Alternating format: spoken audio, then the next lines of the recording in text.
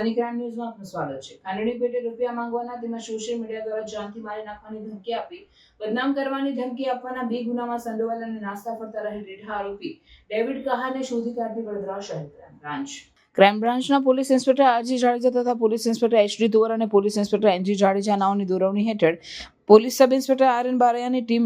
મળેલ માહિતી આધારે વડોદરા રેલવે સ્ટેશન પાછળ આવેલ જય અંબે હોટલ ખાતેથી વડોદરા શહેરના પાણીગેટ અને બાપોદ પોલીસ સ્ટેશન હદ વિસ્તારમાં ખંડણી માંગવાના અને ધાક ધમકી આપવાના ગુનો આચરી આ બંને ગુનાના કામે પોલીસ ધરપકડ ટાળવા નાસ્તો ફરતો રીઢો આરોપી ઈસમ નામે ડેવિડ ગોવિંદભાઈ ઉર્ફે ગટુભાઈ કહાર ઉંમર વર્ષ 40 રહેવાસી પાણીગેટ કહાર મોહલ્લો વડોદરા શહેરનાને શોધી કાઢેલા રીઢો આરોપી પાણીગેટ અને બાપોદ પોલીસ સ્ટેશન ખાતેના ગુનાઓમાં કામે નાસ્તો ફરતો હોય વધુ તપાસ માટે બાપોદ પોલીસ સ્ટેશનને સોંપેલ છે. આરોપી ડેવિડ કહાર સામે પાણીગેટ અને બાપોદ પોલીસ સ્ટેશનમાં નોંધાયેલ ગુનાઓની વિગત પાણીગેટ પોલીસ સ્ટેશનમાં આરોપી ડેવિડ કહારે 12/12/2024 થી 3/6/2025 દરમિયાન પ્રભાત ગાર્ડન બહાર રોડની સાઈડમાં વાઘોડિયા રોડ ખાતે ફરિયાદીની લારી બંધ કરાવી દઈ ફરિયાદીને હવે પછી ધંધો કરવો હોય તો મને દર મહિને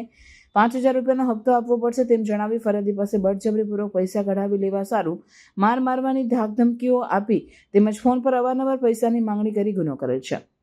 બાપોદ પોલીસ સ્ટેશનમાં આરોપી ડેવિડ કહાર વિરુદ્ધમાં ફરિયાદીએ પાણીગેટ પોલીસ સ્ટેશનમાં આપેલ ફરિયાદની અદાવત રાખી 21/7/2025 રાત્રિના 12:30 વાગે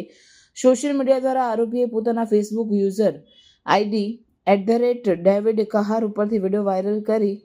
વિડીયો લાઈવ થઈ ફરિયાદ તથા ફરિયાદીના માતા મુક્તિબેન તથા સાહિલને ગમે તેમ બીભત્સ ગાળો આપી ફરિયાદી તથા સાહિદની ભત્રીજીને બદનામ કરી ફરિયાદીના માતા ને ચરિત્રને ઠેસ પહોંચે તેવા શબ્દોથી ઉચ્ચારી બદનામ કરી ફરિયાદીના પરિવારને મારી નાખવાની ધમકી આપી ગુનો કરેલ છે.